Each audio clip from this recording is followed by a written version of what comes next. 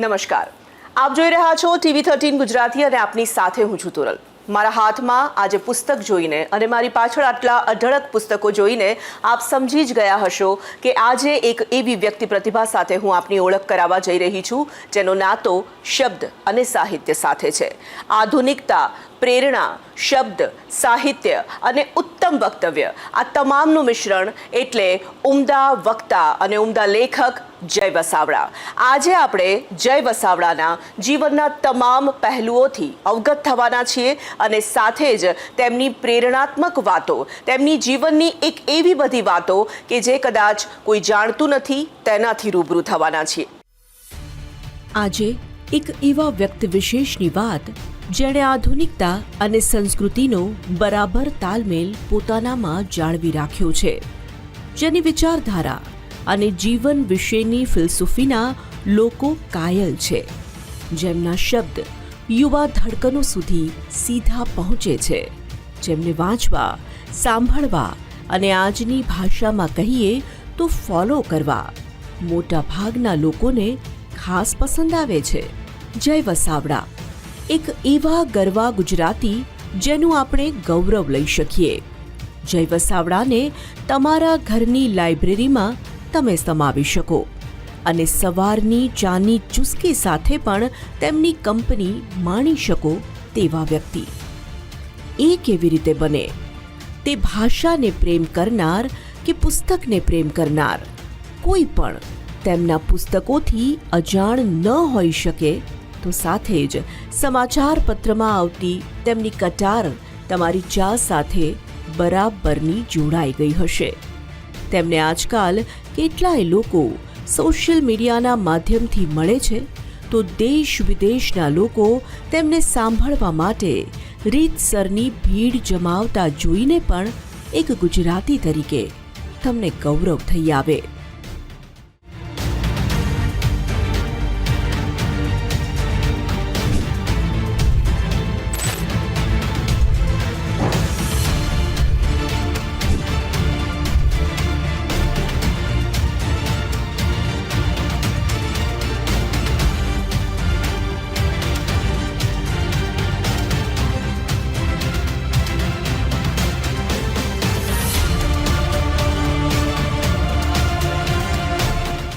જય વસાવડા કેવી રીતે બની શકાયું કે કેવી રીતે બની શકાય તે જાણવું હોય તો તમારે તેમના બાળપણમાં અને તેમના થયેલા ઉછેરમાં ડોક્યું કરવું પડે. બાળપણમાં કેળવાયેલી આદતો અને મૂલ્યો કેવી પ્રતિભાનું ઘડતર કરવા માટે સક્ષમ છે તે જાણવા માટે જય વસાવડાના બાળપણને જાણીએ. કે મારો જન્મ ભાવનગરમાં થયો, પણ ભાવનગર હું બહુ રહ્યો નહીં. ઇનફેક્ટ મારી સ્મૃતિઓ બનવાની શરૂ થાય 1-1.5 વર્ષે તો હું ગોંડલ આવતો રહ્યો, કારણ કે પપ્પાને ગોંડલમાં પરમાનન્ટ જોબ મળી. મારા જન્મ પછી મમ્મીએ તો નોકરી છોડી દીધેલી, એટલે એ તો ગોંડલ સ્વાભાવિક મોટું થવાનું આખું વાતાવરણ કહેવાય એ ગોંડલમાં જ બન્યું. અને મિત્રો કહેવાય શરૂઆતના બચપણના કહેવાય એ પણ ગોંડલમાં. સ્કૂલે ગયો નહીં, કારણ કે મમ્મી પપ્પાનો એક નિર્ણય હતો સ્કૂલે ન મોકલવો, અથવા તો સ્કૂલ એમ નહીં પણ એક ડિસ્કૂલિંગ સોસાયટી એવો કોન્સેપ્ટ હતો એમના મનમાં કે સ્કૂલમાં જ ભણી શકાય એવું નથી. ઘણા લોકોને એવું લાગે કે આપણે સ્કૂલે નથી ગયા, ભણ્યા નહીં હોય. ભણવું અને સ્કૂલે જવું, એમ તો સ્કૂલે જનારા પણ ઘણા નથી ભણતા. તો બે ઘટનાઓ જ અલગ અલગ છે. તો એમનો એમ હતું કે ભણવા માટે સ્કૂલે જવાની શું જરૂર? ધારો કે મા બાપ થોડું ધ્યાન આપે અને થોડું વાંચનની ટેવ આપે તો માણસ જાતે શીખી શકે અને ભણી શકે. એ ટેવમાંથી એમને આખો પ્રયોગ કર્યો, બહુ સરસ પ્રયોગ કર્યો. મને તો ત્યારે મજા જ આવતી હતી, કારણ કે બાકીના બધા સ્કૂલે જાય, મારી ઉંમરના નાના નાના બધા છોકરાઓ, અને દફતરો લે ને આ બધું લે ને મારે તો કંઈ ચિંતા નહીં. અને છતાંય 2 પૂઠા વચ્ચેનું બધું વાંચવાનું એવો મારા મમ્મી કહેતા. અને મારા પપ્પા બધા વીણી વીણીને નવા નવા પુસ્તકો લઈ આવીને આપતા. અને એ ભલે મિડલ ક્લાસ કુટુંબ હતું. ઘણા બધા મિત્રોને અત્યારે ભરોસો નથી પડતો, જેને જૂના મિત્રો છે એને તો જોયેલું છે કે અમારું આજે એમ આપણે એમ કહીએ ને કે સ્ટુડિયો એપાર્ટમેન્ટ છે, પણ અમારું એ પ્રકારનું સ્ટુડિયો ભાડાનું એક રૂમ હતો. એ રૂમમાં જ તમે ગણો તો એક બાજુ તમારે રસોઈ કરવી પડે, એક બાજુ તમારો ખાટલો હોય, એક બાજુ તમારું હિંચકો હોય, એક મોટા રૂમમાં જે બધું હોય. એક બાજુમાં જે નાનું સ્પેસ હતી એને તમે જુદી સ્પેસ હતી એટલે એને બાથરૂમ તરીકે વાપરી શકો. ટોયલેટ તો કોમન હોય, એટલે એક અગાસી મળે તમને, કારણ કે ઉપરના માળે હતો આ રૂમ, એટલે તમને એકની ટેરેસ મળે વાપરવા. બસ એ ફાયદો થાય કે તમે ત્યાં બેસી શકો, ઉનાળામાં સૂઈ શકો. એટલે હમ્બલ બિગિનિંગ, જેને અંગ્રેજીમાં કહે છે કે ભાઈ એવું કંઈ સ્પેશિયલ નહોતું. આ સ્પેશિયલ આટલું જ હતું કે વાંચવા માટે સરસ પુસ્તકો લઈ આવીને આપવામાં આવતા. આટલા નાનકડા રૂમમાં પણ આ બધી મુશ્કેલીઓની વચ્ચે પણ એ વખતે આટલા પગારો નહોતા. પગાર મમ્મીનો વધારે હતો, જે એમણે નોકરી છોડી દીધી. પપ્પા આસિસ્ટન્ટ લેક્ચરર તરીકે હતા, એટલે એમને એટલો પગાર ત્યારે મળતો નહીં. તો આ બધી પરિસ્થિતિઓની વચ્ચે હું મોટો થયો. આર્થિક અનુકૂળતા માટે સંજોગો સામાન્ય, પણ એ જ સંજોગો સંસ્કારના સિંચન માટે અસામાન્ય. પ્રાપ્ત કરતા કરતા પ્રાથમિક શિક્ષણ તેમણે તેમના ઘરે જ પ્રાપ્ત કરી અને ધોરણ 8થી તેઓ શાળામાં વિધિસર ભણવા માટે ગયા. ત્યાં જે મિત્રોનો સાથ મળ્યો તે મિત્રતા આજની તારીખે પણ તેઓએ અકબંધ રાખી છે. ટીનેજની અંદર એવું થયું કે ભાઈ 12માની મેં પરીક્ષા આપી અને એમાં બહુ વિચિત્ર પ્રકારનું રિઝલ્ટ આવ્યું. એટલે જાણે પેપર ખોવાઈ ગયા હોય કે કોઈ વાંચ્યા જ ન હોય, જોયા ન હોય. અમુકમાં 0-0 લખેલા હોય, અમુકમાં એબસન્ટ, એકમાં તો એબસન્ટ લખેલું આવ્યું. એટલે ત્યારે એવી નહોતું કે ભાઈ આપણે આજની જેમ પેપર તમે રીચેક કરાવી શકો. તો એના માટે લડત તો કરી, પણ એ 1.5-2 વર્ષ લગી ચાલ્યું. ઇવેન્ચ્યુઅલી ફરીથી પરીક્ષા દેવાની થઈ, કારણ કે તમારા પેપર તમારી પાસે હોય તો તમે પ્રૂફ તરીકે બતાવો કે અમે આ લખ્યું છે, આનો જવાબ આ છે. પણ એ પણ સારું થયું. હું તો એમ કહું છું કે એ વળાંક આવ્યો જીવનમાં. અધરવાઇઝ હું કોઈક ટિપિકલ ડિગ્રી લઈને બેસી ગયો હતો. ત્યારે બધા મને પૂછતા, તો હું કહેતો કે ભાઈ મારે આ થવું છે, આ થવું છે. એટલે ડિગ્રી, રિસર્ચ, એવું બધું, રિસર્ચ સાયન્ટિસ્ટ થવું છે એવું મગજમાં હતું. આ વળાંક આવ્યો જે 12માની પરીક્ષાવાળો, તેને કારણે 2-3 વર્ષ જેવું બેઠો તો એમાં મેં ઘણું બધું ટીનેજર વાળું જે સાહિત્ય કહેવાય, એ પોકેટ બુક્સ કહેવાય, એલિસ્ટર મેકલિન ને એવી બધી, જેમ્સ હેડલી ચેઝ ને એવું વાંચ્યું. ઓશોને વાંચવાના શરૂ કરી દીધા, ઓસ્કાર વાઇલ્ડને વાંચવાના શરૂ કરી દીધા, સાહસ કથાઓ વાંચી. તો એ વળાંકમાં એક તો વાંચન આવ્યું, બીજું એ વળાંકે મને આ સ્પર્ધાઓમાં ભાગ લેતો કરી દીધો. આ એ સમય હતો જ્યારે તેમના જીવનમાં પુસ્તકોએ મહત્વની જગ્યા બનાવી દીધી અને તેમના જીવનના આ વળાંકે જ તેમના જીવનની દિશા નક્કી કરવામાં મહત્વનો રોલ પણ ભજવી દીધો. તેમના જીવનમાં આવેલા શિક્ષકોનો પણ તેમના ઘડતરમાં મહત્વનો ફાળો રહ્યો. કોલેજમાં સ્પર્ધાઓમાં ભાગ લેવાનું શરૂ કર્યું, ઓળખ મળતી શરૂ થઈ. સ્પર્ધાઓનો એક ફાયદો એ કે તમને આઈડેન્ટિટી મળે. તમને આમ કોઈ ઓળખતું ન હોય, પણ તમે ધારો કે વક્તૃત્વ સ્પર્ધા જીતી ગયા કે એક નિબંધ સ્પર્ધા જીતી ગયા, તો 5-15 જણા ઓળખતા થાય, મોરલ બુસ્ટિંગ થાય. તો એ જે મોરલ બુસ્ટિંગ છે એનો બીજો ફાયદો મને થતો કે ખિસ્સા ખર્ચી મળતી, કારણ કે ઇનામોમાં કોઈ 101 રૂપિયાનું ઇનામ આપે, કોઈ 501 રૂપિયાનું ઇનામ આપે. ત્યારે એ મોટી રકમ ગણાતી. કોલેજની ફી ભરાઈ જાય એમાંથી. હું જે મેગેઝિન્સ લેતો, બુક્સ લેતો, એના ખર્ચ નીકળી જાય. તો મને બહુ મજા પડી. અમારા જે ટ્રસ્ટી હતા એમનું જ ગેલેક્સી સિનેમા હતું, તો હું ત્યાં ફિલ્મો જોવા જતો રેગ્યુલરલી. એટલે પાસ જે મને બસનો મળતો એનો મેં મેક્સિમમ ઉપયોગ કર્યો ગેલેક્સી સિનેમામાં ફિલ્મ જોવા માટે. અને વક્તૃત્વ સ્પર્ધાઓ, એને કારણે ભવિષ્યમાં કોલમ મળી. એ બધા ઉપરનો એક લેખ લખવામાં આવેલો, અને એ લેખો બધા પત્રકારો સ્વાભાવિકપણે કવરેજ કરે કોઈ વિદ્યાર્થીની વિશિષ્ટ સિદ્ધિઓનો. અને એમાંથી ગુજરાત સમાચારમાં મને કોલમ મળી, અને એ કોલમ મળી એમાંથી આજે જે કંઈ છે, કારણ કે કોલમ તો મને તો ખબર નહોતી કોલમ લખવી એટલે શું રેગ્યુલર ડેડલાઇન ઉપર. તો મને હું છૂટક લેખો લખીને આપતો ને એ લોકો છાપતા. એમાંથી આગળ વધવા માંડ્યું, ચાલો આપણે કોલમ લખીએ. અને મને કીધું, નિર્મમભાઈ શાહ કરીને છે જે શ્રેયાંશભાઈ ને સ્મૃતિબેનના સન ગુજરાત સમાચારમાં, એમણે મને કોલમ ઓફર કરી, અને એમને કારણે જ પહેલી વિદેશ યાત્રા થઈ. આમ વાંચનના શોખે તેમને લખતા કર્યા અને તેમની શૈલીને કારણે તેઓ કોલમિસ્ટ થયા. આ તેમની જિંદગીનો મહત્વનો વળાંક પણ બની રહ્યો. તેમની પહેલી કોલમથી લખતા તેઓ પ્રથમ વખત વિદેશ પ્રવાસ પણ ગયા. પહેલી વિદેશ યાત્રા પણ એ નિર્મમભાઈએ કરાવી કે અમેરિકાની વિદેશ વિભાગ, સ્ટેટ ડિપાર્ટમેન્ટ, એમણે એવું રાખેલું કે રિજિયોનલ લેંગ્વેજમાં લખતા હોય એવા લોકોને આપણે બોલાવીએ. તો જવાનું હતું એમણે, અને એમણે કીધું હું તો ત્યાં ભણ્યો છું, મારે શું જઈને કરવું. એવા વ્યક્તિઓને લઈ જાઉં કે જે લોકોને અમેરિકા જોઈને કંઈક નવું જાણવા મળે. અને એ વિઝા ન મળ્યો હોત તો બીજા વિઝા ન મળ્યા હોત, કારણ કે મેં તો લગ્ન કર્યા નથી અને એવી કોઈ મોટી માલ મિલકત નથી. એટલે વિઝાની ઓલામાં તો પહેલાં જ રિજેક્ટ થઈ જાવ. તમને કોણ બહાર વિદેશમાં જવા દે? તમે તો ત્યાં જઈને રોકાઈ જાઓ. તો પણ એમ પણ ચાલ્યું અને ઘણી બધી દેશ દુનિયા ફરવા મળ્યા. એટલે મૂળ પાયો, હું વાત એટલે કરું છું, આ આગળ જવાનો મુદ્દો નથી, પણ મૂળ પાયો એ બચપણમાં છે. ત્યારે જો વાંચ્યું ન હોત આટલું બધું તો આ ભાષા ન આવી હોત, આ વિચારો ન આવ્યા હોત, આ લખાણ ન આવ્યું હોત, એ ન આવ્યું હોત તો ન વિદેશ યાત્રાઓ હોત, ન કોલમ હોત, ન પુસ્તકો હોત, ના જે લોકો થોડા ઘણા ઓળખે છે, પ્રેમ કરે છે, સેલિબ્રિટી સ્ટેટસ આપે છે, ફોલો કરે છે, એ કંઈ હોત. બધાનું મૂળિયું બચપણમાં છે. એ સ્પેશિયલ બચપણમાં જેમાં મા બાપે બહુ સમય આપ્યો, બહુ પ્રેમ આપ્યો, ચૂંટીને વિવિધ પ્રકારના પુસ્તકો આપ્યા. સંતાનોના ઉછેરમાં માતા પિતાની સમજણ અને તેમનો સમય કેટલા મહત્વના પુરવાર થાય છે તે સમજવું હોય તો તમારે જય વસાવડાના જીવનને વધુ નજીકથી જાણવું જોઈએ. માતા પિતાના મૂલ્યોના સિંચને અને કાળજીપૂર્ણ ઉછેરે જ તો આજે જય વસાવડા, લોકપ્રિય જય વસાવડાનું નિર્માણ કર્યું. કારણ કે બચપણમાં બધા મા બાપ શું હોય, પોતાને ગમતા હોય ને એવા પુસ્તકોનો ઢગલો કરે. એમને સ્વામી વિવેકાનંદ ગમતા હોય તો સ્વામી વિવેકાનંદ લઈ આવે, એમને ઓશો રજનીશ ગમતા હોય તો ઓશો રજનીશ લઈ આવે.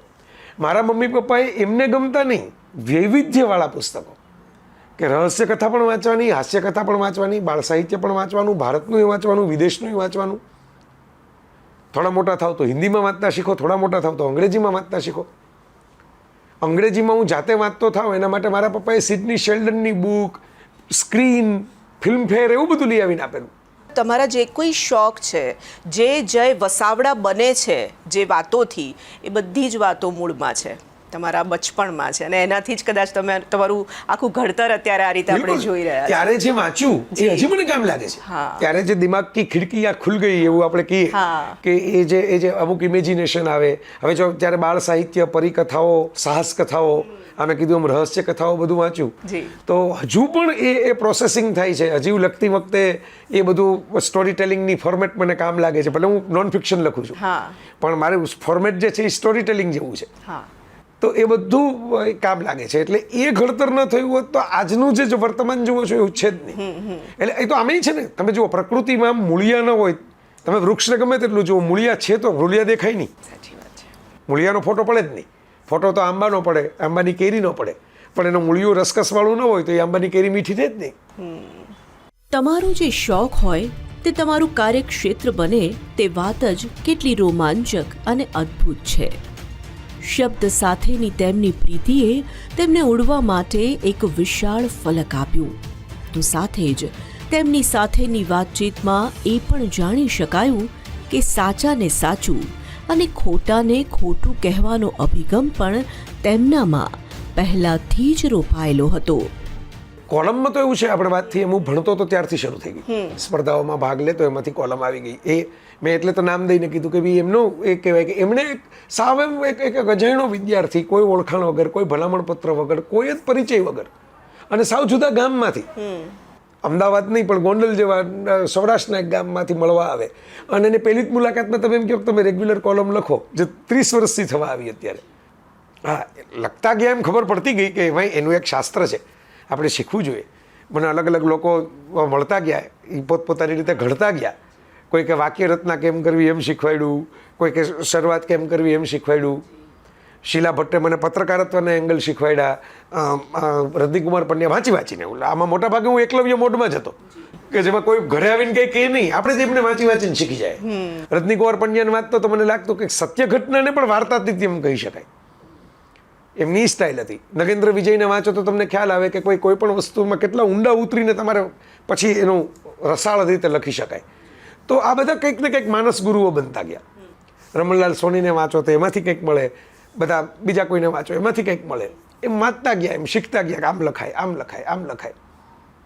એટલી ખબર હતી કે જે લખાય સાચું લખાય.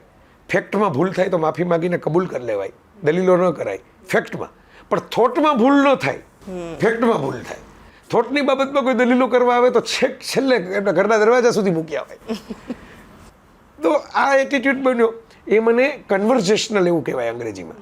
એ બોલવામાં પણ કામ લાગે છે. હવે પ્રોફેશનલ વક્તવ્ય એવું નહોતું આપતો. હું કોલેજમાં ભણાવતો ત્યારે કંઈક કોલેજવાળાઓ જે બોલાવે, જેમ કે યુનિવર્સિટીમાં સ્ટાફ ટ્રેનિંગ કોલેજ ચાલતી, ત્યાં ભદ્રાયુભાઈ વસરાજાની હતા, એ પણ સારા વક્તા છે, લેખક છે. તો એમણે મને બોલાવીને એમ કીધું એક યંગ છો અને પ્રોફેસરે છો તો તું થોડીક વાતો કર તારા અનુભવોની. તો એવા લેક્ચર ક્યાંક ગોઠવાયા જાઉં. વક્તૃત્વ સ્પર્ધાનો અનુભવ પાક્કો હતો. એટલે હું આજે બધા મિત્રોને ખાસ કહું છું, આજે જોતા હોય ને યંગ હોય તો ખાસ, અને મા બાપ હોય તો પણ, કે જો તમે સ્પર્ધાઓમાં ભાગ લેતા હશો ત્યારે તને એમ થશે કે અરે ઇનામમાં શું મળ્યું, આ તો એક શિલ્ડ મળ્યું લાકડાનું, ગોઠવવું ક્યાં, ક્યાંક લંચ બોક્સ મળ્યું કે 200 રૂપિયા મળ્યા. હવે તો સ્પર્ધાઓ ઓછી થાય છે, પણ આવી સ્પર્ધાઓમાં ભાગ એટલે લેજો કે હું અત્યારે 2 જ કામ કરું છું આ દુનિયા ફરવા માટે. કાં લખું છું ને કાં બોલું છું. પૈસા એમાંથી મળે છે, ગાડી એમાંથી ચાલે છે, વિદેશ પ્રવાસ એમાંથી થાય છે. આ 2ની સ્પર્ધાઓમાં હું ભાગ લેતો, નિબંધની વક્તૃત્વની. ત્યારે 5 મિનિટમાં 7 મિનિટમાં પૂરું કરવાનું રહેતું. વક્તૃત્વ સ્પર્ધામાં બેલ વાગે એટલે છેલ્લી મિનિટ હોય, અથવા તો નિબંધમાં તમને કીધું હોય કે આટલા શબ્દોમાં પૂરો કરો. આમ એકલવ્યની જેમ તેઓ દિગ્ગજો પાસેથી ઘણું શીખતા શીખતા તેમની શૈલીમાં પાવરધા થતા ચાલ્યા. આજે ગર્વથી કહે છે કે તેમની ઓળખ છે લખવું અને બોલવું, અને આને કારણે જ તેમને દેશ વિદેશમાં ઓળખાણ અને ખ્યાતિ પ્રાપ્ત થઈ છે. મારો એક મિત્ર છે ધર્મેશ જોશી, એની પાસે ત્યારે ફિયાટ કાર હતી, એ સેકન્ડ હેન્ડ. એટલે મેં ધર્મેશને કીધું જેતપુર પ્રવચન કરવા જવાનું છે, આપણે તો બસમાં જવાનો હતો. તો ધર્મેશ મને કહે કે મારે ગાડી થોડીક એમ કે ફેરવવી છે એમ. તો મારા પપ્પાને કહું ને કે જઈને પ્રવચન કરવા જવાનું છે, તો એમ કે આપણે હું ગાડી લઈ લઉં, હું ગાડી ચલાવું, તું બેસજે. એટલે અમે ધર્મેશની ગાડીમાં પ્રવચન કરવા ગયા. બરાબર, એટલે ગાડી લઈને ગયા એમ કહેવાય, પણ એ તો નાની જૂની ફિયાટ. બરાબર, અને ડૉક્ટર સાહેબ એમ કીધું કે તમારે કંઈ પુરસ્કારનું એવું ખરું? તો મેં કીધું હું તો કંઈ કોઈ બોલવા નથી જતો. એટલે કવરમાં એમણે આપ્યું લગભગ 150 રૂપિયા કે 151 રૂપિયા કંઈક હતા, એ લઈને પાછા આવતા રહ્યા. આવી રીતે પ્રવચન શરૂ થઈ ગયા મિત્રોના કહેવાથી, મિત્રોના પ્રેમાગ્રહથી. પણ કોઈક ધીરે ધીરે એવું થયું કે કોઈક સાંભળતું હોય એ બોલાવે, કોઈક જાણીતું હોય કોઈ બોલાવે. 2-4 લોકો એવું માનતાય ખરા કે આમાં શક્તિ પડેલી છે, આને બોલાવો ને તો આ કરી શકે. એટલે એક મહારાજ સાહેબ હતા, જૈન મહારાજ સાહેબ, એ મૂળ ગોંડલના મુંબઈ હતા. તો એમણે મને કીધું કે ભાઈ, અત્યારે જાણીતું નામ છે નમ્ર મુનિ, કે તમે અમારે ત્યાં એક પ્રવચન કરવા માટે આવો. એટલે એવા લોકો કે જે શરૂઆતમાં મળ્યા હોય એ ભરોસો મૂકીને કે તમે અહીં પ્રવચન કરવા માટે આવો. શરૂઆતમાં એવું બન્યું કે ભાઈ કોઈક જગ્યાએ હું કંઈક ગયો હોઉં તો લેખક તરીકે ગયો હોઉં, અને બોલવાનું તો હોય જ નહીં, પણ બોલતા આવડતું હોય એમાં આપણી જગ્યા થઈ ગઈ હોય, કારણ કે જેને બોલાવ્યા હોય એને બોલતા ન આવડતું હોય. એટલે એમ થાય કે ભાઈ આ ભાઈ તો લેખક છે જાણીતા, તો એ કંઈક કહેશે, કહેવાનું 5 મિનિટ હોય અને લોકોને એમાં વધારે મજા આવી ગઈ હોય. તો એમ કરતાં કરતાં મને ખબર નથી કેવી રીતે શરૂ થઈ ગયું બોલવાનું. જયભાઈના પ્રવાસના શોખને કારણે પણ તેમને અનેક મિત્રો પ્રાપ્ત થયા છે. તેમાંના એક મિત્ર એટલે સુભાષભાઈ. મૂળ ભાવનગરના સુભાષભાઈ લેખક છે અને પ્રવાસી પણ. તેમની સાથેના ઘણા કાર્યક્રમોમાં તેમની હાજરી જોવા મળે છે. આવો સુભાષભાઈને સાંભળીએ. જય વિશે કહેવા બેસીએ ને તો દાયકાઓ વયા જાય. જય એવું મોટું ચિત્ર છે, જય મોટું ચરિત્ર છે, જય એવું જાજરમાન વ્યક્તિત્વ છે, અને અનંત બ્રહ્માંડો સુધી વિસ્તરેલું ચૈતન્ય પણ છે. પણ સાદી ઓળખી કે મારો પ્રિય દોસ્ત છે, અત્યંત પ્રિય જય મારો દોસ્ત છે. સંબંધનો વિચાર તો લગભગ એમ માનો કે લગભગ 3 દાયકાને અડવા આવ્યો. અમારી મૈત્રી 3 દાયકાની છે. એક વખત અકસ્માતે જ એક સ્ટેજ ઉપર એક મિત્ર ગોઠવેલા આયોજનમાં ભેગા થઈ ગયા અને એક જ સ્ટેજ ઉપરથી વાતો કરી, અને બંનેને વાતો પછી એવું લાગ્યું કે આ પ્રશ્ન જઈને બદલે મને પૂછ્યો, આનો જવાબ મેં આ જ રીતે આપ્યો. જઈને એવું લાગ્યું કે મને પૂછવાનો હતો આ સવાલ, તો સુભાષભાઈએ કીધું એ જ મેં કીધું હોત. અને પછી દોસ્તી ઊંડી થતી ગઈ અને પછી એનામાં મને અનંત આયામો દેખાણા. જયમાં 3 વસ્તુ મિત્ર તરીકે મેં જોઈ. ઇન્ટેન્સિટી જોઈ છે, એની ઇન્ટેગ્રિટી જોઈ છે, એની ઓનેસ્ટી જોઈ છે. તો વાતોનો માણસ છે, પણ નિરર્થક વાતો, ગોસિપની વાતો નથી કરતો. ઇન્ટેલેક્ચ્યુઅલ વિઝડમ, એની ઊંડાઈ પણ ખરી ને એની ઊંચાઈ પણ ખરી. તેમની સફર એક વક્તા તરીકે આમ શરૂ થઈ, પણ જયભાઈએ પોતાના કેટલાક ચોક્કસ નિયમો બનાવ્યા, અને તે નિયમોને સાથે રાખીને જ મિત્રોના આગ્રહને વશ પ્રવચન કરતા તેઓ દેશના જાણીતા પ્રવચન કરનાર એક ઉત્તમ વક્તા બની ગયા. પણ એક મેં રાખ્યું કે બોલવામાં પણ બહુ ભારેખમ ઉપદેશ નહીં રાખવાના, ભારેખમ ભાષા નહીં રાખવાની. રોજિંદી વાતચીત જે છે કન્વર્ઝેશનલ, બાળીએ બેસીને વાતો કરતા હોય બધા, એવી રીતે વાતો કરવાની લોકો સાથે. બરાબર, લોકોને મૂર્ખ માનવાના એમ નહીં, એનું અપમાન કરવાનું, હું જ બહુ જાણું છું એવું નહીં. લોકોને બહુ સ્પેશિયલ માનવાના નામ ઢળી પડવાનું કરે, તમે તમારા ભગવાન છો, તમે સાચા છો, અમે તો કંઈ છીએ જ નહીં, એમાંય નહીં. કારણ કે તો તમારું સત્ય કેવી રીતે તમે કહી શકો લોકોને? તમારે લોકોને ક્યારેક અણગમતું સત્ય કહેવું પડે, જેમાં લોકોની વિરુદ્ધમાં જવું પડે, બરાબર. એટલે હું એમ માનું કે મારું કામ શિક્ષકનું છે, મારે એમને ભણાવવાના છે. એમાં જેટલું શિક્ષકે રસપ્રદ બનાવવો પડે વિષયને, બહારથી સંદર્ભો લઈ આવવા પડે, બરાબર, વિષયને ખોલવો પડે, પોતાની મૌલિકતા ઉમેરવી પડે. પણ મૂળ વાત શું છે કે વિદ્યાર્થીઓને ભણાવવાના છે. વિદ્યાર્થીઓને સુપર પણ નથી માનવાના, ઓર્ડિનરી પણ નથી માનવાના. એ સ્ટુડન્ટ છે ને આપણે ભણાવવા આવ્યા છીએ. એટલે હું એમ માનું છું કે ભાઈ આ શીખવવાની યાત્રા છે, વ્યાખ્યાન નથી, લેક્ચર્સ નથી. થોડુંક હું શીખીશ તમારે ત્યાં આવીને, થોડુંક તમે શીખજો. આજે તો જય વસાવડાને લોકો ન માત્ર ગુજરાતમાં પણ દેશ અને વિદેશમાં પણ વાત કરવા માટે બોલાવે છે, અને તેમાં તેઓ વિશ્વ પ્રવાસી પણ બની ચૂક્યા છે. જ્યારે તેઓ મંચ પરથી પોતાની વાત મૂકે છે ત્યારે મંત્રમુગ્ધ થઈને ઓડિયન્સ તેમને સાંભળે છે. આવો કેવી હોય છે જય વસાવડાની છટા મંચ પર, જોઈએ આ માધ્યમે. કે દુનિયા તમને નકામા કે નબળા કે તમને પાડી દેવાની કોશિશ કરે, આના તો ખાનદાનમાં કોઈ પૈસા નથી કમાણા, આ શું કમાશે, આવી બધી વાતો કરે. એ તો કરે, દુનિયા છે. એની સામે તમે જવાબ કેવી રીતે આપશો? તમાચા મારીને આપશો, ગાળો આપીને આપશો, રાડારાડી કરીને આપશો? ના. એ જે બાબતમાં તમે સફળ નહીં થાય એવી આગાહી કરે ને, એ જ બાબતમાં સફળ થઈ અને મુસ્કુરાતા એની સામે નીકળી જાઓ ને, એ જ તમારો જવાબ છે. Your happiness is the biggest revenge to the society. બહુ સીધી. મેં તો મારા ઘરના દરવાજે જ રાખ્યું છે સ્ટીકર. હું ઘણી વાર મારા લેક્ચરમાં કહું છું, ઓશો રજનીશનું વાક્ય જ ચોંટાડી દીધું છે દરવાજે. કુરિયર વાળો આવે તો વાંચતો જાય. સબસે બડા રોગ ક્યા કહેંગે લોગ.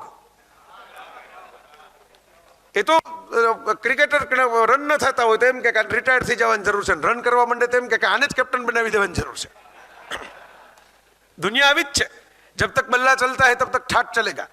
જય વસાવડા માટે બધાને સવાલ થતો રહ્યો કે જય વસાવડા આટલા સફળ, આટલા લોકપ્રિય, અને સાથે તેઓ પ્રેમ પર, પરિવાર પર, પેરેન્ટિંગ પર કેટલું સુંદર બોલે છે, પોતાની વાત કેટલી સુંદર રીતે મૂકે છે. તો તેમના અંગત જીવન વિશે જાણવાની પણ ઉત્સુકતા સામાન્ય જનતાને હોય છે. તેમની પાસેથી જ આજે તેમના અંગત જીવન વિશે પણ જાણીએ. પ્રેમ વિશે અદ્ભુત વાતો કરો છો. એટલે પ્રેમ કર્યો ને એટલે પ્રેમ વિશે અદ્ભુત વાતો કરો છો તમે, પેરેન્ટિંગ વિશે અદ્ભુત વાતો કરો છો. જ્યારે પણ લોકો સાંભળે ત્યારે એમ થાય કે હા જયભાઈએ જબરજસ્ત પ્રેમ કર્યો છે. તમે લગ્ન ન કર્યાની પાછળનું કારણ જો તમે કહેવા માંગતા હો. અરે ના, મને કઈ આ સવાલ તો વધારે પૂછાતો સવાલ છે, ઉલટું છે આમાં. કારણ કે આ બધાને બહુ કુતૂહલ થાય છે. કારણ કે જ્યારે ગૂગલ પર તમે સર્ચ કરો જય વસાવડા, તો નીચે જ્યારે સર્ચ હિસ્ટ્રીમાં તમે જુઓ તો ઘણા બધા લોકોએ સર્ચ કર્યું હોય કે જય વસાવડાના વાઇફ કોણ છે, શું એ લગ્ન કર્યા છે કે નથી કર્યા. લોકોને આપણે કે બહુ રસ પડે, પછી કરી રહ્યો તો પછી બીજો રસ પડે કે હવે છોકરાઓ તમારે થાય છે કે નથી થતા, બરોબર. એટલે આ તો બહુ ઇન્ટરેસ્ટિંગ છે. જો એક લીટીનો જવાબ એ છે, મળી તે ગમી નહીં, ગમી તે મળી નહીં. આ વન લાઈન આન્સર છે, સાચો છે, પણ લોકોને ગળે નથી ઉતરતો. મને સૌરભ શાહે એક ઇન્ટરવ્યુ, મોટો મેરેથોન ઇન્ટરવ્યુ કરેલો, એમાં પૂછેલું તો મેં કીધું ભાઈ મોટા ભાગે છે સાચા જવાબ કહો ને તો લોકોને ગળે નથી ઉતરતા. આ સાચો જ જવાબ છે. આ હું એમ માનું છું કે થોડુંક ડેસ્ટાઇન્ડ હોય છે, બરાબર. હા, હું પાત્રોની વાતો એટલે નથી કરતો કે એ તો સામા માણસની પ્રાઇવસીને તમારે રિસ્પેક્ટ કરવાનું હોય. તમે જાણીતા થઈ ગયા એટલે તમને હક નથી કે તમે કોઈની પ્રાઇવસીમાં એન્ક્રોચમેન્ટ કરી લો. તો એવું નથી કરતો, પણ હું તો નિખાલસતાથી કહું છું કે એવું થયું નહીં. કોઈને હું ગમ્યો એમ, એ મને ન ગમ્યા, મને ગમ્યા એમને કદાચ હું ન ગમ્યો, એવું થયા કર્યું. પછી ગ્રેજ્યુઅલી આઝાદીનો સ્વાદ મળી ગયો. પછી ધીરે ધીરે શું થાય કે તમને આદત પડી જાય આઝાદીની. પછી તમને બીક લાગે કે હવે લગ્ન થશે તો પ્રેમ તો ઠીક છે, તો 2 કલાક કરવાનો હોય, પણ બાકીના 22 કલાક તમારે કોકની ટકટક સાંભળવી પડશે, કોકની સિસ્ટમ મુજબ કપાવું રહેવું પડશે. એ પાછી આપણી ફિતરત ન રહે, સતત તમે આઝાદ મિજાજ રહ્યા હો એટલે એ બધું થોડું કોમ્પ્લિકેટેડ છે. હું એમ નથી માનતો કોઈ લગ્ન ન કરાય. જયભાઈને નજીકથી જાણનારા એ ચોક્કસ જાણે છે કે તેમના માતા પિતાની સેવા કરવામાં તેઓ સાવ નોખા પોતાની જાતને પુરવાર કરી ચૂક્યા છે. માતાની બીમારીમાં તેમની સેવા કરવા માટે તેમણે નોકરી છોડી તો તેમના પિતાની જાતે જ કાળજી લેતા જય વસાવડાને અનેક લોકોએ જોયા છે અને અંગત લોકો તેના સાક્ષી પણ બન્યા છે. એક એવી વાત પણ મારે જયભાઈ તમારી પાસેથી મને લાગે દર્શકો સુધી એટલા માટે પહોંચાડી કારણ કે સમય બહુ ઝડપથી બદલાઈ રહ્યો છે. પરિવારની પરિસ્થિતિઓ બહુ બદલાઈ રહી છે. સંયુક્ત કુટુંબ વિભક્ત કુટુંબ એક બહુ જ સતત ચર્ચાતો વિષય છે અને વધતા વૃદ્ધાશ્રમ જે સતત વધતી ચિંતા છે. તમે તમારી વાતમાં કહ્યું કે મધરની સેવા કરવા માટે એમની દેખરેખ કરવા માટે તમે નોકરી પણ છોડી દીધી. તમે બિલકુલ એમની જ્યારે વધારે બીમાર પડ્યા ત્યારે મેં લેક્ચર છોડી દીધા. અને એ જ્યારે મેં કારણ કે તમારા મધર વખત મને ખ્યાલ નથી પણ તમારા ફાધરની સેવા કરતા જોયા છે અમે તમને કારણ કે હમણાંની વાત છે. મમ્મી વખતે તો એવું હતું કે આ કેમેરા ફોન આ બધું શૂટિંગ થઈ શકે એમને કેવી રીતે કેરી ખવડાવી, એમને કેરી ભાવે છે તો કેરી ખવડાવી, એ નાની નાની કાળજી તમે લીધી છે જે આજકાલ હવે એવું નથી કે નથી જ કરતા લોકો પણ ઓછું થઈ રહ્યું છે. તો મને લાગે છે કે જય વસાવડા જેને લોકો ખૂબ પસંદ કરે છે એ લોકોએ એ સમજવાની જરૂર છે કે જય વસાવડાએ એમના જીવનમાં એમના મા બાપ માટેની જે કોઈ જવાબદારીઓ છે, જે કોઈ ફરજો છે એ પણ બહુ બખૂબી નિભાવી. વિનમ્ર અને બને ત્યાં લગી હાસ્યા મારીને સાઈડ મારીને કોઈને નડ્યા વગર પસાર થઈ જવું એ પપ્પાનો ગુણ છે. અને જો કોઈ ખોટું કરતું હોય એવું લાગે અથવા તો ખોટી માથાકૂટ કરતું હોય એવું લાગે તો એને પડકાર કરીને સામો જવાબ દેવો એ મમ્મીનો ગુણ છે. તો એ મળ્યા એનો પ્રેમ એવો હતો કે એ પ્રેમનું મેં તો રેસિપ્રોકેશન કર્યું છે, પૂરું નથી કર્યું એવું મને લાગે છે. મારો તો એ અફસોસ છે. ગિલ્ટ કહો તો ગિલ્ટ છે, રિગ્રેટ કહો તો રિગ્રેટ છે કે જેટલું એમણે મને આપ્યું એટલું તો હું સામું આપીને જ શીખ્યો. કારણ કે મમ્મી વખતે હું જોબ કરતો હતો એટલે એ બીમાર પડ્યા પછી વધારે સમય ભેગા રહેવાનું થયું. પપ્પા વખતે પણ મારે પ્રવચનો અને પ્રવાસો બધું તો ચાલુ જ હતું. ભલે મમ્મી કરતા વધારે સમય અમારે ભેગા રહેવાનું થયું પણ એમાંય એવું તો ન થયું. હવે દાખલા તરીકે કોવિડ વખતે પપ્પા તો ત્યારે તો સ્વસ્થ હતા, બીમાર નહોતા. તો હું વિડીયો બનાવતો, યુટ્યુબના વિડીયો બનાવતો હતો. ક્યારેક આપણને એમ થાય પપ્પા ગુજરી ગયા ત્યારે કે આપણે આટલા વિડીયો ન બનાવ્યા હોત ને એને બદલે પપ્પાની બાજુમાં બેઠા હોત તો આવી થોડી ખબર હતી કે હવે 1 વર્ષ પછી તો નહીં હોય. તો આ તો કોઈ પણ ને હું એમ માનું છું કે જેને મા બાપને પ્રેમ કર્યો છે એની દરેક સંતાનને આ રિગ્રેટ તો રહેવાના. મને જ છે એવું નથી. તમે આ અનુભવમાંથી પસાર થયા હો તો તમને આવા જ હોય. અત્યારે નહીં હોય તો ધારો કે ન કરે નારાયણ પણ બધાને ભગવાન બધાના મા બાપને 125 વર્ષના કરે હું તો એમ જ કહું છું. પણ જ્યારે એવી પરિસ્થિતિ આવે ત્યારે દરેકને આવી ફિલિંગ થતી હશે એવું હું માનું છું. મેં ભલભલા એવા મોટા લોકોને જોયા પણ છે કે જે પેટ ખોલીને આપણને એમ કહે કે ભાઈ યાર ભાઈ એ તો મોટા સાહેબો ગણાતા હોય નહીં, આસપાસ 10 જણા ઊભા હોય કે સાહેબ કેમ કરીએ અને એ આપણને એમ કે ભાઈ તમારી જેમ જ મને લાગે છે કે મારા પપ્પા જતા રહ્યા તો આમ લાગે છે, મમ્મી જતા રહ્યા તો આમ લાગે છે. એટલે પણ એ કર્યું હું એમ માનું છું કે એમના હવે એ જો પોતપોતાની આસ્થાની વાત છે. ભગવાનમાં માને, ઘણા માને, ઘણા ન માને. ઘણા ભગવાનમાં પણ પર્ટિક્યુલર XYZ મંદિરમાં જ માને, બીજા મંદિરમાં ન માને. તો હું એમ માનું છું કે મને જે કંઈ મળ્યું અથવા તો જે કંઈ મારી યાત્રા થઈ, ક્યાંક આપણે જીત્યા, ક્યાંક હાર્યા, આપણે વોટ એવર સરવાળે યાત્રા જઈ રહી છે એની પાછળ ક્યાંક મા બાપના છુપા આશીર્વાદ છે. આ મારું દ્રઢ કન્વિક્શન છે. આ તમને સારું લગાડવા માટે કે લોકો તાળીઓ પાડે મા બાપની વાત કરો એવાય અમારા કલાકાર જીવો છે. તેમના જીવનમાં તેમના માટે મહત્વના છે તેમના પરિવારજનો અને તેમાં તેમના મામીની વાત કરવી જ પડે. જેઓ તેમના મમ્મી સાથે આવ્યા હતા અને તેમના માતા પિતાના ગયા પછી તેમનો અડીખમ પરિવાર બની ચૂક્યા છે. આવો આજે તેમની પણ મુલાકાત કરીએ. 2002થી અમે સાથે જ છીએ. બેન બીમાર પડ્યા જયભાઈના મમ્મી એટલે મારા નણંદ, અમે ત્યાંથી અમે સાથે જ છીએ.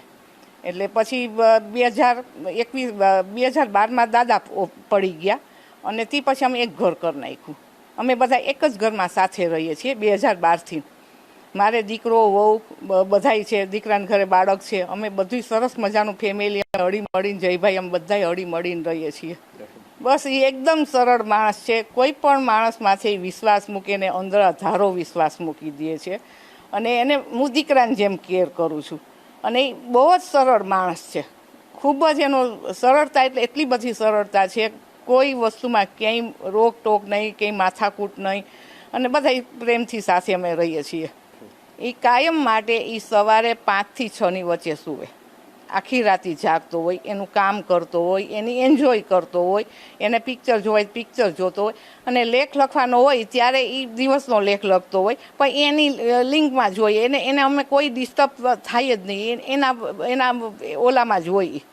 અમે વાત કરતા હોય, ચીત કરતા એને કાંઈ જ ફરક ન પડે. એની રીતે કામ કરતો જ હોય. મને બહુ જ ગૌરવ થાય. 2 દીકરાને એમ કે મારા 2 દીકરા, મારો દીકરો છે ને એનાથી હું જઈનું વધારે મને મારા દીકરાનું ખરું, પણ એમ કે એ તો ભાણે જ છે ને, હું દીકરા તરીકે એને રાખું છું. એટલે 2 દીકરા મારા માટે 2 સરખા સમતોલન છે. એ કોઈ ઊંચ નહીં, કોઈ નીચ નહીં. મારા દીકરા બંને 2 દિલથી વાલા. પોતાની લોકપ્રિયતાને પણ તેઓ બખૂબી જાણે છે અને તેની પાછળ તેમનો મત પણ ખૂબ સ્પષ્ટ છે.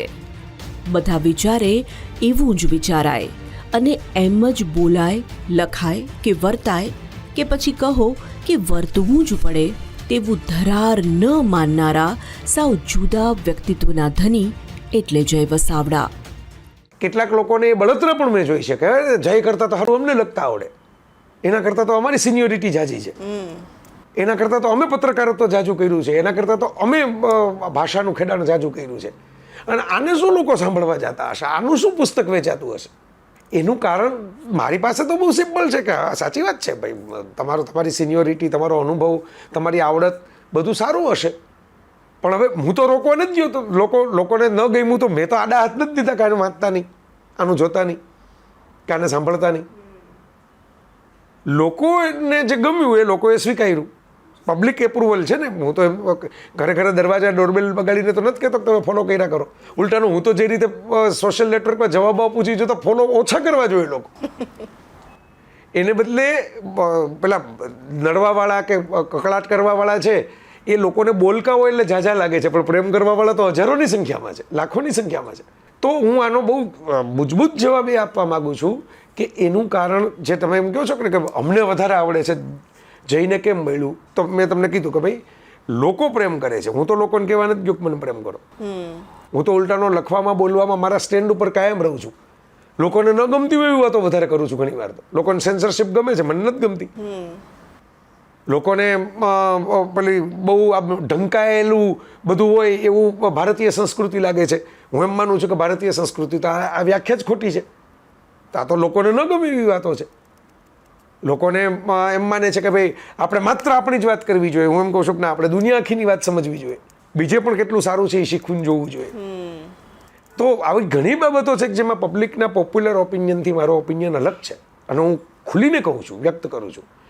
જયભાઈ તેમની વાત મૂકતા મક્કમતાથી અને સાથે જ પ્રેમભરી નમ્રતાથી જણાવી રહ્યા છે કે પોતાને મળેલા પ્રેમ, સફળતા અને લોકપ્રિયતાની પાછળ તેમના માતા પિતાના આશીર્વાદ છે, તો સાથે જ તેમના મિત્રો અને ચાહકોનો એ પ્રેમ છે જેનાથી તેઓ આજે લોકપ્રિય લેખક અને ઉમદા વક્તા તરીકેનું એક સન્માનનીય માન, સ્થાન અને નામ પ્રાપ્ત કરી શક્યા છે. એટલે સારાપ અને સજ્જતા ઉપરાંત પણ કંઈક ફેક્ટર એક્સ છે, કોઈ રહસ્ય છે, કોઈ મિસ્ટ્રી છે. એ મા બાપના આશીર્વાદ છે. એ મા બાપના પ્રેમનું જે એકત્રીકરણ, પેલું હેરી પોટરની વાર્તામાં પેલું એમ કહેવાય છે કે ભાઈ એ વોલ્ડેમોર્ટ એને મારવા માટે આવ્યો હતો ત્યારે હેરી ઘોડિયામાં હિંચકતો હતો અને એની માં લીલી છે એ આડી આવી ગઈ પહેલાં, એ જ્યારે એની ઉપર પેલો સ્પેલ ચલાવ્યો ત્યારે. એટલે લીલી મરી ગઈ, માં મરી ગઈ, બાળક બચી ગયું. અને હેરીને એમ લાગ્યું કે હું ક્યાં કંઈ મહાન જાદુગર છું, હું તો નાનું બાળક છું અને આવડા મોટા બધાનો મુકાબલો કેમ કરીશ. ત્યારે એના પ્રિન્સિપાલ ડમ્બલડોર એને એમ કહે છે કે you don't know power of love, this is the biggest power in the world, biggest magic. એટલે મેજિક તો ઠીક છે, મેજિકના મુકાબલા મેજિકથી કરવાવાળા લોકો હશે, પણ તારી માએ તારા માટે જીવ આપી દીધો, એ પાવર ઓફ લવ હતો અને એ પાવર તારી પાસે છે. એટલે you will win the battle. કારણ કે આ પાવર કંઈ શીખવાડવાથી નથી આવતો, આ પાવર કંઈ સ્કૂલમાં જવાથી, ડિગ્રી લેવાથી નથી આવતો. આ પાવર તો તમને પ્રેમ કરનારા લોકો તમારામાં નાખે છે. તો એવો જ લોકો પ્રેમ કરનારા જે મિત્રો છે એમનો પણ પાવર, હું તો એમ કહું છું, મા બાપનો તો ખરો જ, તો મેં ખુલીને વિગતે વાત કરી, પણ જે ચાહકો છે, લવર્સ છે, મને ઘણા લોકો કે તમે સોશિયલ નેટવર્ક ઉપર એમ કે શું કામ આટલું બધું આવો છો, કોઈક ટીમ બનાવીને સોંપી દો ને, તમારો ટાઈમ બચે, 2 પુસ્તકો વધારે વાંચવા મળે. તો એમ કહું કે ભાઈ મારા લવર્સ સાથે કનેક્ટ થવાનું આ માધ્યમ છે. હું બીજા બધા લોકો જેમ આમ હાથ હલાવી વેવ કરીને ગાડીમાં બેસી જાય, હું મોડું થતું હોય તો સ્વાભાવિક પણ જતો રહું, પણ મોડું ન થતું હોય તો કોઈકને ફોટો પડાવવો હોય તો 5-7 મિનિટ ઊભો રહું, જ્યાં લગી બધા ફોટા ન પડે ત્યાં લગી. પૂજ્ય શ્રી મોરારી બાપુના સાનિધ્યમાં પણ એક અલગ જ જય વસાવડાને તમે જોઈ શકો. મોરારી બાપુ સાથે જોડાયા બાદ તેઓની ઘનિષ્ઠ ઓળખાણ અનેક લોકો સાથે થઈ અને તેવી જ એક પારિવારિક ઓળખાણ એટલે રીટાબેન. હવે જય વિશે શું કહેવું, જેટલા શબ્દો કરીએ એ બધા જ ઓછા પડે. એણે શૂન્યમાંથી સર્જન કર્યું છે. શું હતું એની પાસે, પણ ઈશ્વર દત્ત એને વાણીનો એટલા બધા આશીર્વાદ પ્રાપ્ત થયા અને આમ એનો સંગ ચાલતો જ ગયો. સંગ ગચ્છત્વમ, સંગ ગચ્છત્વમ, બધાને સાથે લઈને ચાલનારો માણસ એટલે જય. મારી પાસે શબ્દો જ નથી જય માટે, એટલે ગમે એટલું બોલું એ ઓછું છે. જય એટલે જલસાનો માણસ, જય એટલે જાહો જલાલીનો માણસ, જય એટલે જબરજસ્ત માણસ, જય એટલે જયકારા, જયકારાનો માણસ. જય જય ગરવી ગુજરાતનો માણસ નથી રહ્યો, એ બધા જ સીમાડાઓને પાર કરી દેશ વિદેશમાં પહોંચેલો માણસ છે. એની મોટિવેશનલ વાત હોય એના પછી લોકો સાથે મળે છે. કોઈ તુમાખી નથી, કાંઈ જ નહીં. બહારથી, ભીતરથી, અંદરથી સાવ ઓગળેલો માણસ છે. એકદમ ઓગળેલો માણસ છે. બધાને પોતાના સમજી પોતાનામાં સમાવી લે એવો માણસ છે. મીઠડો લાગે. મારો જય છે ને મીઠડો છે. ભગવાન એને કોઈની નજર ન લાગે એવો મીઠડો. હંમેશા એ હસતો હોય. બોલવા માટે તો એની પાસે એટલું બધું, એટલી બધી માહિતીઓ છે કે ન પૂછું વાત. અને આમને આમ અમારું જોડાણ વધતું રહે, આમને આમ જય વધારે ને વધારે મુખર થતો રહે, બોલતો રહે અને એને જે કાંઈ પણ જીવનમાં પ્રાપ્ત કર્યું છે એનાથી અનેક ઘણું એને પ્રાપ્ત થાય. જય વસાવડાની સાથે શબ્દ અને સાહિત્ય જે રીતે વણાયેલા જોવા મળે તે જ રીતે તેમના વિદેશ પ્રવાસ અને ફિલ્મો જોવાનો શોખ પણ જોડાયેલા જોવા મળે. જ્યારે તમે જયભાઈને ટેલિફોનિક સંપર્ક કરો તો તે મોટે ભાગે પ્રવાસ કરતા જ જોવા મળે. આજે તેમના આ શોખ વિશે પણ અમે વાત કરી. જયભાઈ, તમે બહુ વિદેશમાં જાઓ છો અને તમને ગમે છે નવા નવા દેશ જોવાનું, એટલે લાઇટર નોટમાં હું આમ વિચારતી હતી તમારા વિશે વાતચીત કરવા વખતે તો મને એક લાઈન એવી સૂચી હતી કે એવું કહેવાય છે કે જેવી જેની દ્રષ્ટિ એવી સૃષ્ટિ. એને લાઇટર નોટમાં એવી રીતે કહેવાય, જેવી એટલે કે જય વસાવડાની દ્રષ્ટિએ જુઓ તો તમને સૃષ્ટિ સુંદર દેખાવાની છે. બહુ સરસ તમે ફોટોગ્રાફ મૂકો અને મને લાગે છે ઘણા બધા લોકો, ઘણા બધા દેશ તમારા માધ્યમથી ફરી આવ્યા છે એવું છે. મને અમુક આપણને જરા આમ જળજળી આવી જાય આંખમાં કે એક બેનનો મને ફોન આવ્યો હતો કે ભાઈ હું તો બહુ બીજાના ઘરના રસોઈના કામ કરું છું એમ, પણ હું તમારો લેખ વાંચું અને તમારું આ જોઉં ફેસબુકમાં ને એમાં તો હું તો કોઈ દી જિંદગીમાં ક્યાંય જવાની નથી, પણ તમે બધે ફરો છો ને મને એવો આનંદ થાય છે ને કે હું બધે ફરી આવી એમ. તો આવા લોકો છે ને કે જેને આપણને આશીર્વાદ મળે. એ એમ કે જો મને જ જિંદગીમાં કોઈ દી જોવા નથી મળવાનું, મને જ કોણ બધું લઈ જાય બતાવે, તો તમે બધું મૂકો છો તો જોઉં છું. તમે કટાર લેખન કરો છો, તમે પુસ્તકો લખો છો, તમે પ્રવચનો કરો છો, દેશ દુનિયામાં ફરો છો, પણ જય વસાવડાને સૌથી વધારે શું ગમે છે? ફિલ્મો જોવી. સૌથી વધારે ફિલ્મો જોવી ગમે. બધી જ ફિલ્મો જોઉં. હમણાં જો અત્યારે આપણે બેઠા છીએ એ રવિવાર છે જ્યારે આપણે શૂટ કરી રહ્યા છે, એના આગલા શુક્રવારે જે ફિલ્મ રિલીઝ થઈ છે અંગ્રેજીની અંદર માર્વેલની નવી થંડરબોલ્ટ્સ, એ મેં જોઈ લીધી છે આઈમેક્સમાં. અચ્છા. અને હું ઘરે હોઉં ત્યારે પણ મેં 12 OTT સબસ્ક્રાઇબ કર્યા છે, એટલે લગભગ રોજની 1 કે 2 ફિલ્મ હું જોતો હું. એટલે સૌથી વધારે ગમતી, હું એમ નથી કહેતો કે પહેલાં આ જ શોખ હતો, પુસ્તકો વાંચવા ગમે, મિત્રો સાથે હરવું ફરવું ગમે, બહાર ફરવું તો બહુ ગમે, પણ અલ્ટિમેટ તમે એમ કહો કે સૌથી વધારે શું ગમે તો કે ફિલ્મો જોવી. અચ્છા. હવે સમાવી છે મને એમ કે મેં કીધું ને એમ કે મારે તો ખરેખર હું પુસ્તકો વાંચવા એમ બોલું તો થાવકો જવાબ કહેવાય, પણ જે સાચો જવાબ છે એ મેં તમને આપ્યો. વાહ. જયભાઈએ અનેક પુસ્તકો લખ્યા છે અને સતત લખતા રહે છે, પણ આજે અમારે એ જાણવું હતું કે જયભાઈને કોને વાંચવાનું વધુ પસંદ છે. તે સવાલના જવાબમાં પણ પુસ્તકોની વચ્ચે જીવતા જય વસાવડા પાસે લાંબુ લિસ્ટ ગમતા પુસ્તકોનું હોવું સ્વાભાવિક છે. અને પુસ્તકો જે તમે વાંચો છો, કારણ કે અમે તો તમારા ઘરે આવ્યા છીએ અને જે લોકોએ તમારું ઘર જોયું છે, સોશિયલ મીડિયાના માધ્યમથી તો હવે ઘણા બધા લોકોએ તમારું ઘર જોયું હશે, જ્યાં જુઓ ત્યાં માત્ર પુસ્તકો ક્યાં તો પછી પુરસ્કારો જોવા મળે છે, તમને એટલા બધા સન્માન મળ્યા છે, એ જ બધું જોવા મળે છે. આટલું બધું તમે દેશ દુનિયાનું વાંચો છો, પરંતુ સૌથી વધારે જો કોઈ લેખક હોય અથવા પછી કોઈ એવી પુસ્તક હોય કે જે જય વસાવડાનું ફેવરેટ હોય? ઘણા બધા પુસ્તકો છે. આમાં તો પેલું બહુ ચવાઈને ચૂથો થઈ ગયેલો ક્લિશે છે કે ભાઈ માને કેમ તમે કયો બાળકો પસંદ કરો, અને આમાં તો માં ને બાળક વાળી એટલે મારા લખેલા પુસ્તકોની વાત જ નથી, મારા વાંચેલામાં પણ આમ ધક્કામુક્કી કરે એટલા બધા સરસ પુસ્તકો છે. પણ 4-5 એવા હું નામ દઈ દઉં જે એક ઉંમર પણ એવી હોય કે જ્યારે એ બહુ અસર કરી જાય. ટીનેજની ઉંમર હોય ને, સાવ બાળકમાં તો વાર્તાઓ હોય, ટીનેજમાં થોડુંક આમ વધારે આપણને અંદર ઉતરી જાય વસ્તુઓ. તો એક દુખિયારા મૂળશંકર મોહનલાલ ભટ્ટે કરેલો અનુવાદ લે મિઝરેબલ ફ્રેન્ચ નવલકથાનો, એક count of Monte Cristo again French અને ગુજરાતીમાં ઉતારેલી ગોપાળદાસ પટેલે, પછી એક સરલા જગમોહનનો અનુવાદ પણ આવેલો, પછી બીજા ઘણા લોકોએ કાઉન્ટ ઓફ મોન્ટે ક્રિસ્ટોના બીજા અનુવાદો પણ લોકોએ કરેલા છે.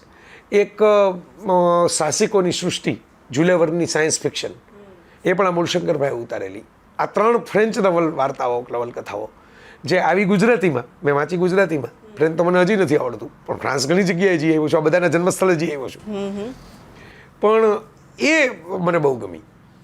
એટલે એની અસર પણ બહુ છે મારા ઉપર. પછી ઓસ્કાર વાઇલ્ડની picture of the Dorian Gray, પછી ઓશોના કેટલાક પુસ્તકો.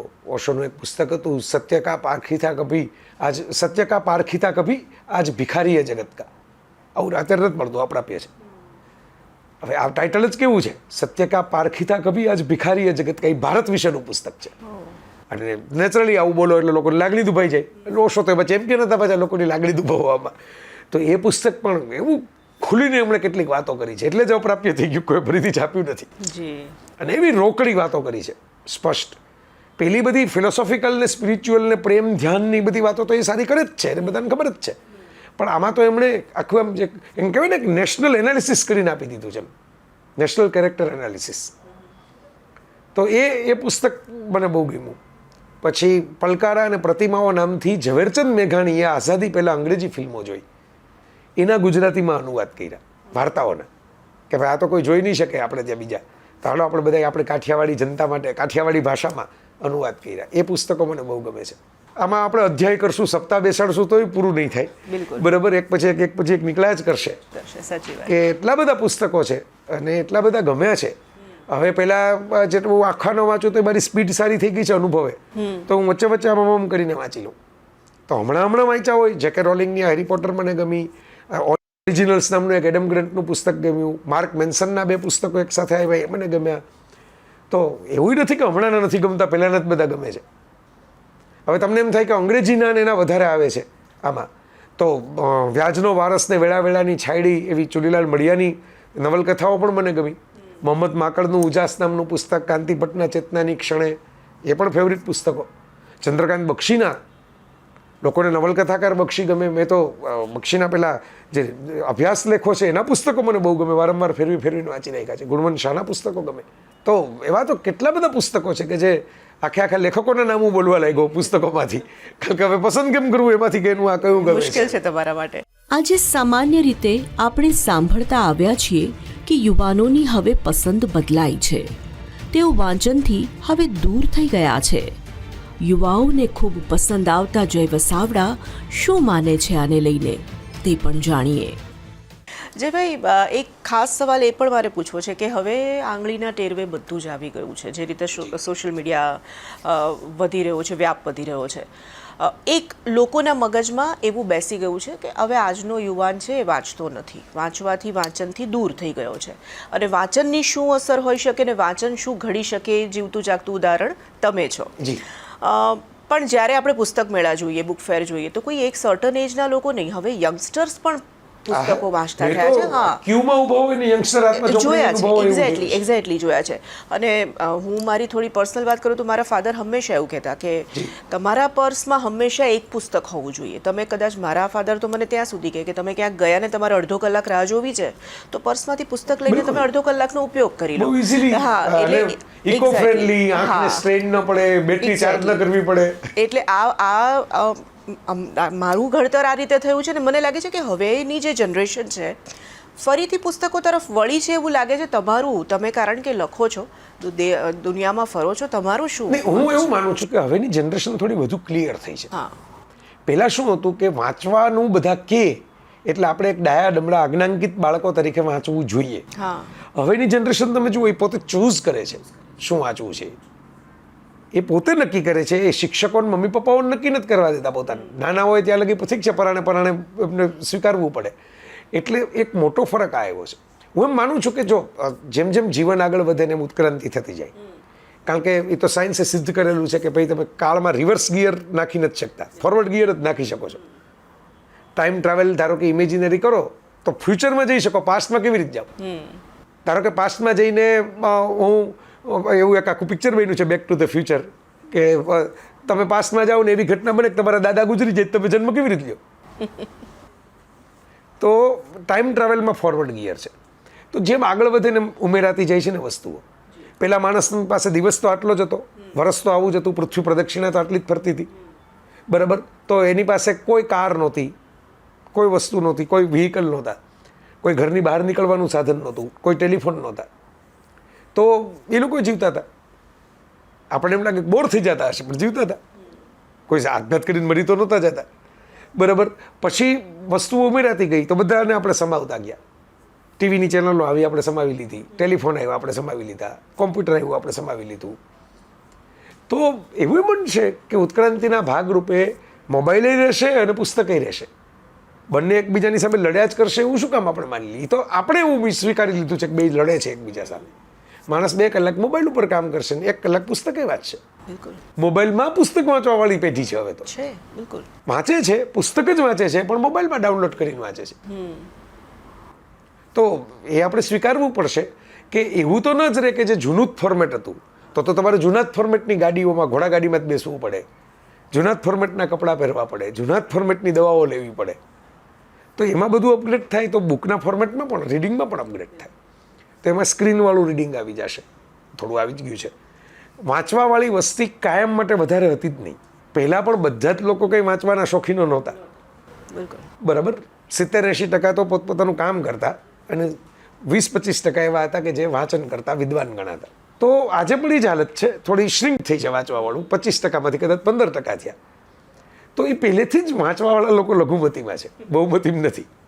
સાચાને સાચું, સારાને સારું તો બરાબર છે, પણ ખોટાને ખોટું કહેવાની હિંમત બધામાં હોતી નથી.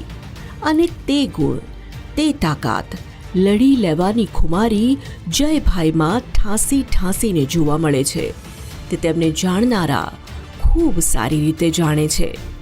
આજે એ વિશે પણ વાત કરવી જરૂરી તો છે જ. તમે આપણી વાતચીતમાં 1-2 વાર એવી વાત પણ આવી કે તમને પસંદ કરવાવાળો વર્ગ હોય તો નાપસંદ કરવાવાળો વર્ગ હોવાનો જ છે. જે હવે આજના સમયમાં એ વધી ગયું છે, કારણ કે હવે ખુલ્લેઆમ લોકો ટ્રોલ કરતા થયા છે, નેગેટિવ કમેન્ટ કરતા થયા છે.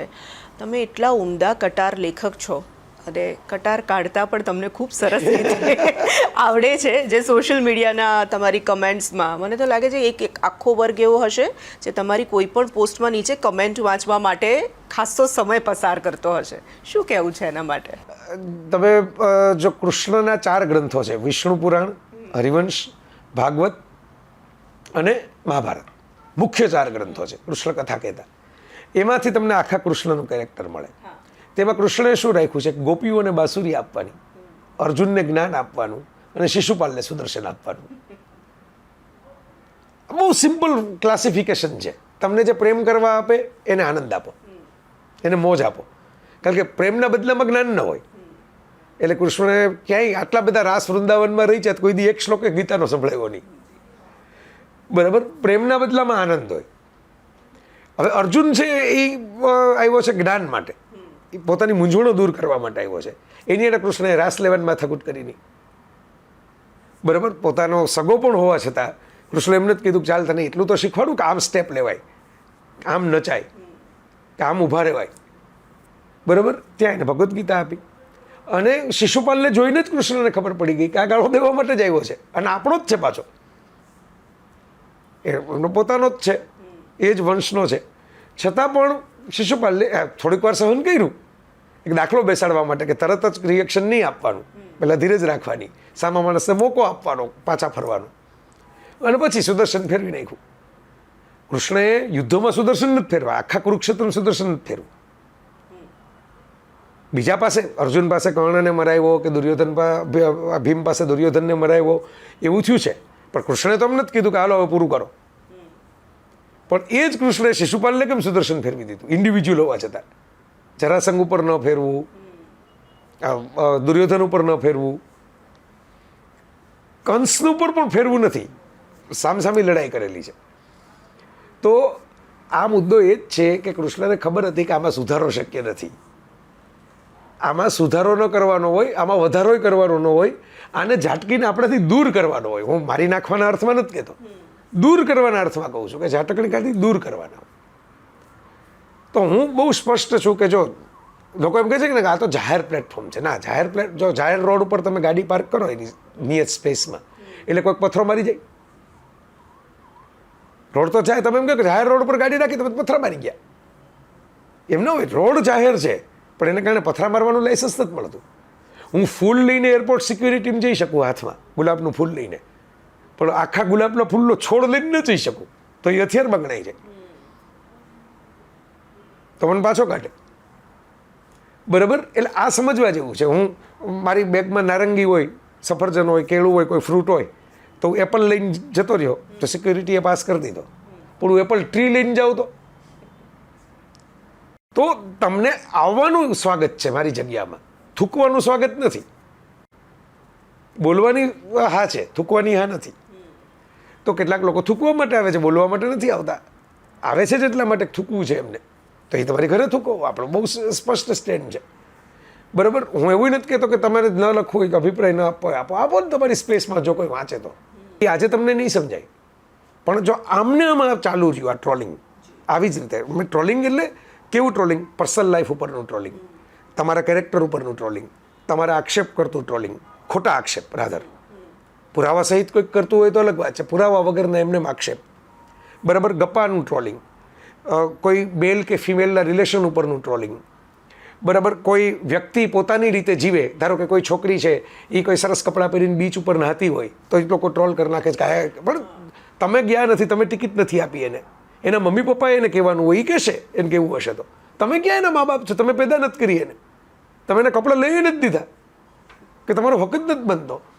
એવી જ રીતે કોઈ લેખક પોતાનો એક ઓપિનિયન મૂકતો હોય, કે એક પુસ્તક મૂકતો હોય, કે એક ચિત્ર મૂકતો હોય, કોઈ ચિત્રકાર, કે કોઈ મૂવી મેકર એક મૂવી મૂકતો હોય, તમને ન ગમે તો ન જુઓ, ઉપેક્ષા કરો, એને ફ્લોપ કરી દો, એની નોંધ જ લેવાનું બંધ કરી દો. પણ એને કેવું પિક્ચર બનાવવું જોઈએ થોડું તમને પૂછીને નક્કી કરે, એણે કેવો લેખ લખવો જોઈએ એના માલિક તમે થોડા છો. આ બધું તમે આ નહોતું અટકાવવામાં આવ્યું જર્મનીમાં, પછી હિટલર આવ્યો, એમને નથી આવ્યો. તમે દુનિયા આખીનો ઇતિહાસ જુઓ, નહોતું અટકાવવામાં આવ્યું ઈરાનમાં, પછી ખોમેની આવ્યો. આ ન અટકાવ્યું અફઘાનિસ્તાનના શાહે, પછી તાલિબાનો આવ્યા. સતત લખતા, પ્રેરણાત્મક વાતો કહેતા જય વસાવડા TV13ના દર્શકોને શું આપી રહ્યા છે સંદેશ? આવો એ સુંદર સંદેશ પહોંચાડીએ આપના સુધી. ઘણી વખત ક્યારેક બહુ બધા વખાણ કરે ને ત્યારે હું એમ કહેતો હોઉં છું કે ઉપરવાળાની કૃપા છે, જી. નીચેવાળાનો પ્રેમ છે. યાત્રા તો આટલી જ છે, થોડીક એની મહેરબાની છે, થોડીક બધા નીચે લોકો જે છે એની મહેરબાની છે, એનો પ્રેમ છે. બે પક્ષ બધું ભેગું થાય છે એટલે યાત્રા થાય છે. એટલે મને બહુ ગમ્યું. યાત્રા તો ચાલુ જ રહેવાની છે, નવું નવું એમાં હું તો ઈચ્છું જ કે નવું નવું ઉમેરાય. આપણો બાયોડેટા હજી 10 વર્ષ પછી આનો આ જ રહેવાનો હોય તો શું 10 વર્ષ જીવા. એટલે મને ગમ્યું કે તમે થોડી એવી વાતો ખોલવાની વાત કરી જે આપણને અંદરથી કહેવાની મજા આવે. બધા TV13ના દર્શકોને, શૂન્યમાંથી સર્જનના અને તોરલના, એ બધાને મારે તો એટલું જ કહેવાનું છે કે ઇન્ટરેસ્ટિંગ રહેજો, બોરિંગ ન થતા જીવનમાં. લોકો જાત જાતની સલાહો આપશે, બધી જ માનજો જે તમને સારી લાગે એ. મારી તો આટલી જ વાત છે, બી ઇન્ટરેસ્ટિંગ. લેખકો તો ઇન્ટરેસ્ટિંગ લખો, નૃત્યકારો તો ઇન્ટરેસ્ટિંગ નાચો, તમે ગાયકો તો ઇન્ટરેસ્ટિંગ ગાઓ, પણ ઇન્ટરેસ્ટિંગ રહ્યો. બરાબર? બોરિંગ લોકો માટે આ દુનિયા નથી, દુનિયા રંગરસિયાઓ માટે છે. જયભાઈનો બચપણમાં થયેલો ઉછેર, તેમનામાં સંસ્કારોનું સિંચન અને તેમનો કેળવાયેલો શોખ તેમની નોખી રીતે પણ મજબૂતાઈથી પોતાની મરજી મુજબ જ જીવવાની અને જીવનને જોવાની તેમની ખુમારી જ તેમને જય વસાવડા બનાવે છે, જે આજે દેશ વિદેશમાં જાણીતું અને લોકપ્રિય નામ બની ચૂક્યા છે. જીવન આવું પણ હોઈ શકે અને તેને આ રીતે પણ જીવી શકાય તેવું વિચારવા મજબૂર કરી દેતા જય વસાવડાની આ હતી જીવનયાત્રા. જયત્વને સમજાવતી શૂન્યમાંથી સર્જનની યાત્રા. જય વસાવડાની લોકપ્રિયતાથી તો તમામ લોકો અવગત છે, પરંતુ બાળપણમાં તેમને મળેલો ઉછેર, તેમનું વાંચન પ્રત્યેનો પ્રેમ, તેમનો જીવન માટેનો સંઘર્ષ અને તેમની વિચારધારા કેટલા મહત્વપૂર્ણ છે ત્યારે આ લોકપ્રિયતા તેમને હાંસલ થઈ છે. આવતા સપ્તાહે વધુ એક વ્યક્તિ પ્રતિભા સાથે ફરીથી મળીશું. ત્યાં સુધી મને આપશો રજા. નમસ્કાર.